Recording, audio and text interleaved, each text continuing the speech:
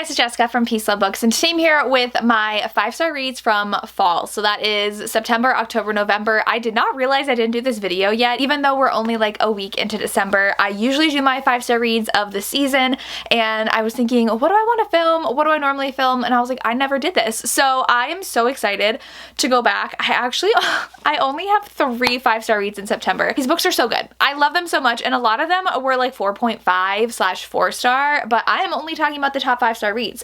So if you're interested, I do have my summer one down below and spring one, and then winter. Winter is December, January, February though, so it does have some of those from last year, but I'm gonna link all those down below if you would like them. But these are just books I've loved, and I love talking about books I've loved, so we're gonna get to it. This one, the first one, I just feel like this was so long ago, was Wild Eyes by Elsie Silver.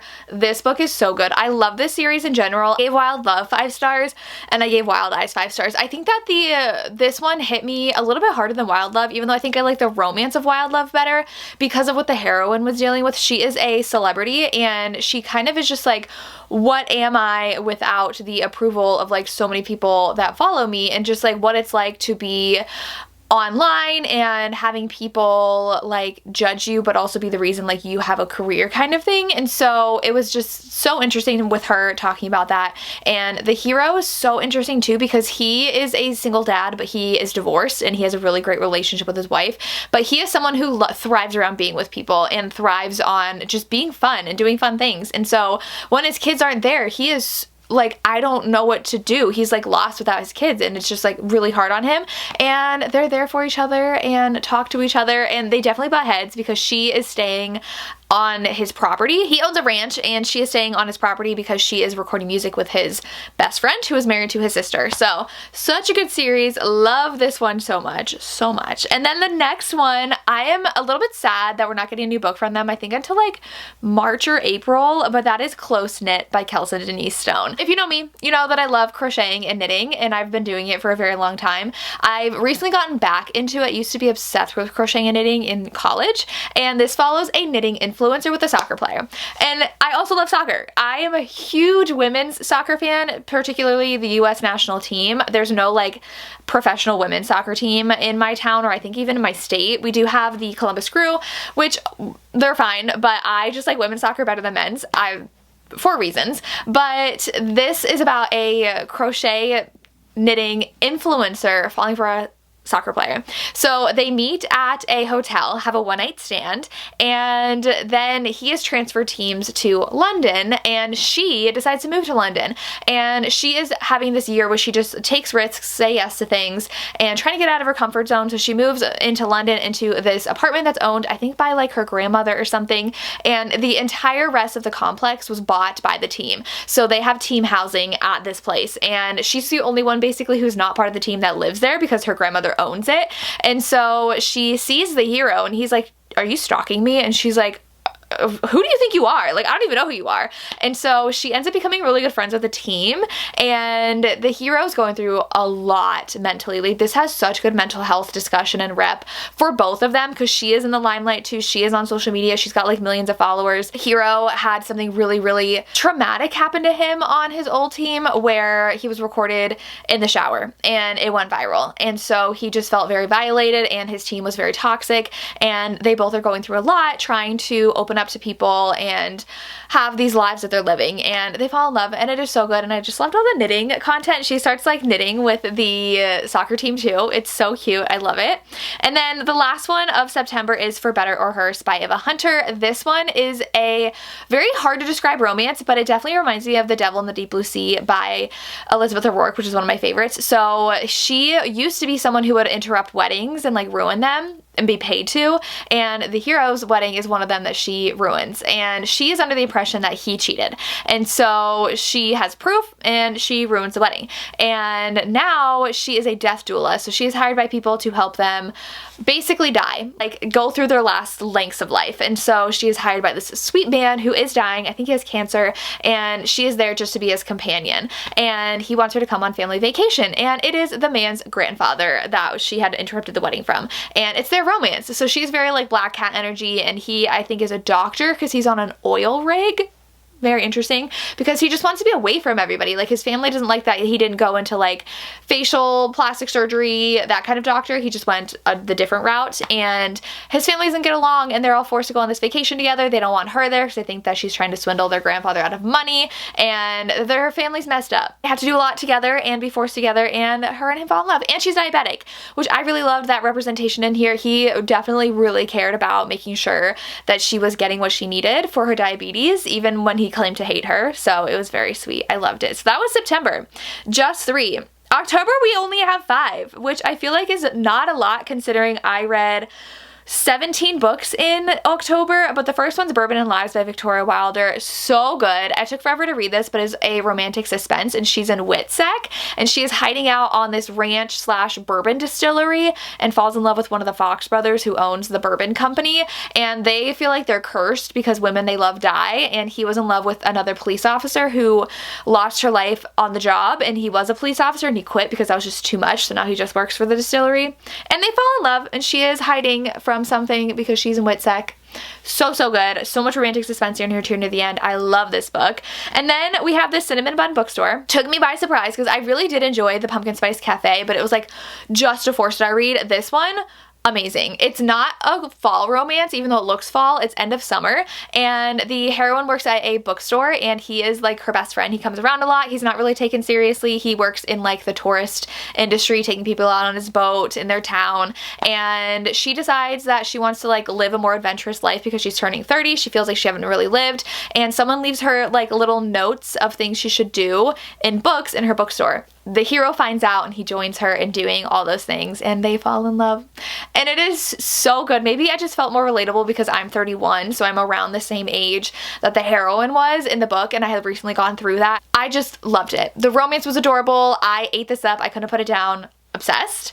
And then I have Sunday Morning by Julie Ann, which was almost a 4.5 because I thought this would have a sequel because I thought the ending wrapped up a little too fast, but it was really good. It's forbidden. She is dating the son of a really well-off family in town, and she is the like preacher's daughter in town, and they're like the golden couple. Everyone thinks they're gonna get married, but she has to make sure she follows like all their religious rules. But she's interested in sex. She's interested in exploring her body, exploring her relationship with her boyfriend, and he really doesn't want to, but his older brother is tempting her. He is like in his early 20s, and I think she's 18, 17, 18. She's a senior in high school, and so he's like 23 or something, and he really likes to push her buttons and test her because he likes getting a rise out of her. He just has a really bad reputation. He just got back from being in the military, and there's a lot more to his character and why there are secrets about him and why people think the way they do about him, and she likes him, and she really wants to go into music, and her boyfriend really doesn't like help her with that. He's very self-centered. He's really interested in baseball. He wants to go pro.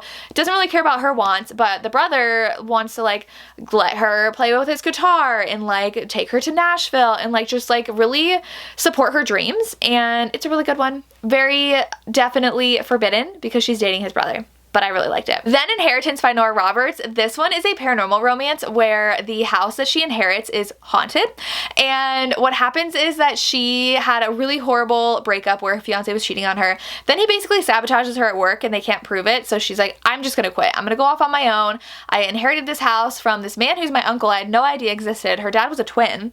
So she moves in, and apparently everybody who gets married there dies. Like all the women do, like all the brides. And so she is seeing ghosts. Like it's actually paranormal. Like there are ghosts in this house. Majority of them are nice. Like they're really fun, and one of them like cleans for her, and one of them like lays out her outfits, and there's like a little boy and like plays like fetch with her dog, and there are malevolent ghosts which are really actually kind of creepy, and she ends up falling for like her cousin's friend pretty early on in the book, but then they hang out together a lot, and now they're trying to unravel this mystery at this house, and it ends on a cliffhanger for sure. So the suspense is more on the paranormal side where it's a malevolent spirit that is the bad guy, but you're trying to figure out like how to get rid of this ghost, how to really put everybody at rest, and I had so much fun. Like definitely perfect October spooky vibes. Very, very spooky. I really liked it. Then the last book, the last book of October was Bride by Ali Hazelwood. I was so shocked that I love this book so much, but I love a pining hero who doesn't even admit that he's pining, because this one's a marriage of convenience between a werewolf and a vampire, and their species have been like pretty much like at odds for a very long time, so they are getting married to form like kind of an alliance, and she believes that his fated mate went to go with the vampires, and really that's not true. We know pretty early on who his actual fated mate is, and he's obsessed with her. He literally, I think she like touched him or something, and so he keeps that piece of cloth in his pocket because it smells like her. Like, he is so obsessed with her, but he is so closed off that he doesn't like give her a sign that he's obsessed with her, and it's so good. And there's actually like a mystery suspense element in here that I loved, that definitely unraveled near the end, that I could not get enough of. It was so good.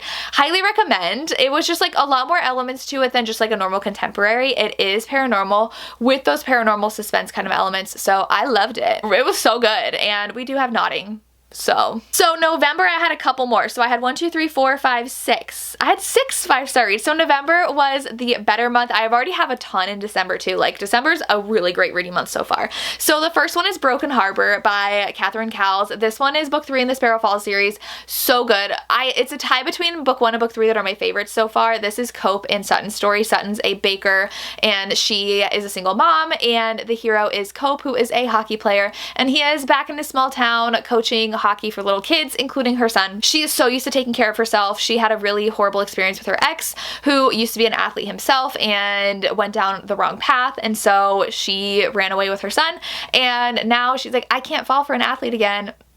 But she does, and this book is so emotional. Like, things happen, they're there for each other, they have to accept each other's help when they really don't want to because they're not used to accepting help.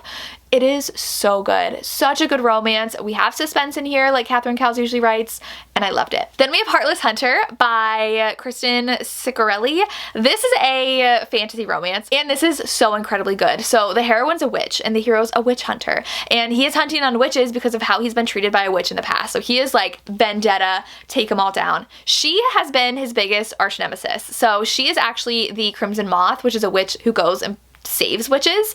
He is trying to track down the Crimson Moth. He's like, I need to figure out who this is. And someone says it might be her because something that she owns was used in the last escape. So it was like a ship or something. And so he is now trying to get closer to her, to court her, to see if she's a Crimson Moth, see if she's a witch. Because witches, if they cut themselves, they leave like silver scars. So it's very obvious to see if they're a witch. And she does not use her own blood. She uses period blood to use for her magic. So she doesn't actually leave any physical trace that she's a witch. And so she wants to get closer to him and try to figure out where this missing witch is. So they're using each other, courting each other, and falling in love in the process. But she's also his brother's best friend, and the brother loves her. So there is so much drama in here. It is so good. So good. I was obsessed. We have like a moment where the brothers are also like fighting with each other because like they both are falling for her even though they don't want to admit it, and I was obsessed. If you like that witch hunter on the wrong side of the law kind of romance, you have to read this. I loved it. Then we have Forever Wild by Rebecca Genchak. This one is a teammate's little sister romance. So this is the last book in the Wildcat series, and the hero is someone who is always there for other people but never wants to accept help. So he's the team captain and he gets injured. He gets into a car accident and he is out for the rest of the season, and now it's the summer where he is trying to recover, and he's just so grumpy and just closes everyone out. And she is currently in college, I believe, just trying to figure out her life, and she's house sitting for everybody while they are gone on like summer vacations. So she's looking after their houses and stops by his house just to check on him because someone's like, can you check out how he's doing? And she basically doesn't let him tell her to leave him alone. She finds ways to be there just to be there for him and to just keep an eye out, and they start falling for each other.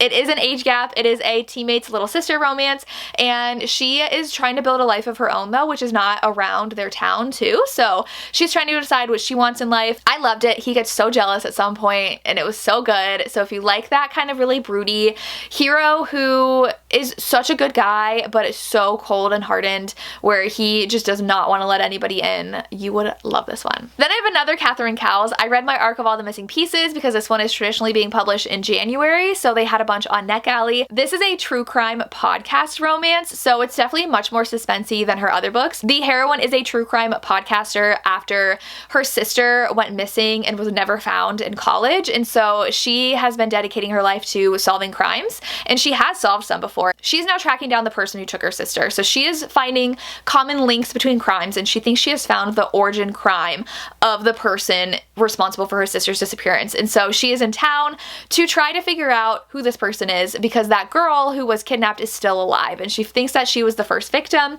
So she is in town and she butts heads with the town sheriff, who is super grumpy and does not want her to upset the townspeople because that really affected their town. And she will not take no for an answer. She is trying to find who this person is that did go on to kill many more people. So she wants to figure out who it is. And there's a lot of danger in here, a lot of intrigue, and they cannot trust each other, but they obviously have tension brewing between them and fall in love. And it is so good. So good, especially the podcast aspect. I really love this, and definitely more of like a trying to investigate a crime versus like a crime happening and they're just trying to figure out who did it, if that makes sense. Like the whole plot is dedicated to uncovering this mystery, which I loved. I loved it so much. Then I have another romantic suspense, and that is Undercurrents by Nora Roberts. The beginning, the hero is in a very abusive household. So he is in high school, and we get the scene where he is abused by his father for the first time and then continues to be abused by his father, and we get to this point where everything blows up. And I honestly was terrified for this child. I did not know what his future was going to be, because I knew we were going to flash forward to when he's an adult. And so we get everything that happened to him in his past, and now in the present he is a lawyer, and he meets this woman who is new to town, who is like a landscaper, and she used to be in an abusive relationship herself, and they start falling in love, and someone is in town sabotaging town, and there's also a woman who has an abusive relationship as well. And so there's all these really intricate storylines that are interweaving in this romance and in this suspense, because you want to figure out who is actually causing all of this bad things to happen, because his father also shows up. I don't want to tell anymore because I don't want to spoil it, but I honestly had no idea who this person was at the end causing everything to happen. There was just so many different layers to this suspense that I was obsessed with, and it really delves into what it is like to be in an abusive relationship, how that even happens to someone, how someone would stay in that kind of situation, and the different kinds of abusive relationships that happen. I think that Nora did a really good job delicately explaining and diving into this kind of dynamic in a relationship, and so I loved it. Like it hooked me from the beginning, and I could not put this book down. Highly recommend the audiobook. It was amazing. She has the best suspense, and this one was one that definitely shocked me at the end. I did not see it coming. I read it with my Patreon. A lot of them said they saw it coming. I did not. I was shocked. And the last book I have is Phantasma by Kylie Smith. This one I listened to entirely in one day on audio. It was so good. It was not what I was expecting. The heroine, it lives with her sister, and their mother just recently passed away, and she can see ghosts. And they figure out that their mother was in a lot of debt and they're going to lose their home. And so the sister had planned on entering Phantasma, which is this game where if you win, you get any wish your heart desires. And so she realizes her sister's missing, goes through her things, finds out she is going to enter Phantasma. So she tracks down the game and she enters as well. And she is put with a group of people, not including her sister. So she doesn't know where her sister is, because there are groups of people that are put into this, and they're put into these kind of scary trials, and she meets a demon who she can see. I think he's a demon. He's like a ghost demon guy. She sees him, super hot, and he always picks one person to help and make a deal with for years off of their life for his life to continue. So he makes a deal with her to help her in all the trials and get through the end, and he does help her, and they start developing feelings, and there was a twist in here that I did not see coming. I was like, excuse me? I was shocked. I also don't really like try to figure things out, so I'm shocked pretty easily in books, but the romance in here was also so good. I loved the development of the romance between them, and this is a standalone in itself, so like they get an HEA at the end, and the next book is her sister's book. So it is a series, but like with standalone romances. I loved the atmosphere of this one. Everything kept me on my toes. I could not put it down. I was obsessed. Like I listened to it in one day. I couldn't stop. I loved it so much. And those are all the romances that I gave 5 stars to in the past 3 months in the fall season. We had a lot of spooky romantic suspense, paranormal romances, and I'm not mad about it. Definitely perfect for the season. But let me know what your recent 5-star reads are, and if you've read these, I would love to hear. And if you've made it this far, leave me a, let's do something totally random. Leave me a waffle emoji, just because I like waffles. Leave me a waffle emoji in the comments down below, and that's all I have. As always, thank you so much for watching, and have a good day. Bye.